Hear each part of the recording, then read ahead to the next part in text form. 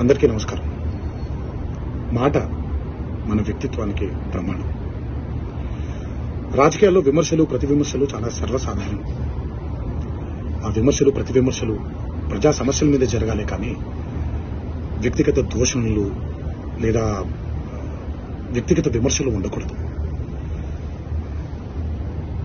నిన్న అసెంబ్లీలో జరిగినటువంటి ఒక సంఘటన నా మనసును కలిచివేసింది. ఎప్పుడైతే మనం ప్రజా సమస్యల్ని పక్కన పెట్టి వ్యక్తిగత దూషణలకి దిగుతున్నామో, ముఖ్యంగా మన ఆడపడుచుల గురించి పురుష పదజాలంతో మాట్లాడుతున్నామో, అది ఒక అరాచక పరిపాలనకు నాంది పలుకుతుంది. అది తప్పు. స్త్రీ జాతిని గౌరవించడం అనేది, ఆడవాళ్ళని ఆడపడుచుల్ని గౌరవించడం అనేది మన సంస్కృతి.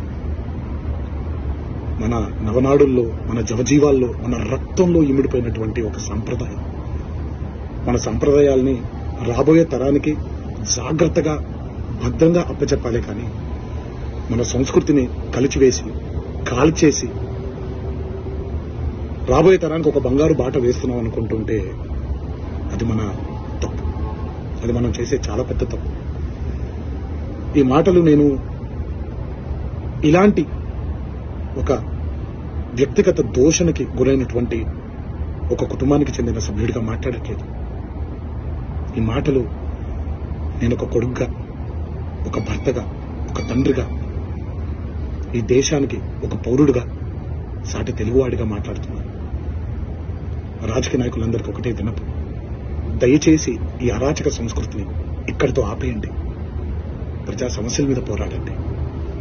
రాబోయే తరానికి బంగారు బాట వేసేలాగా మన నడవడిక ఉండేలాగా జాగ్రత్త పడండి. ఇది నా విన్నపం మాత్రమే. ఇది ఇక్కడితో ఆగిపోతుందని మనసారా కోరుకుంటూ సెలవు తీసుకుంటున్నాను.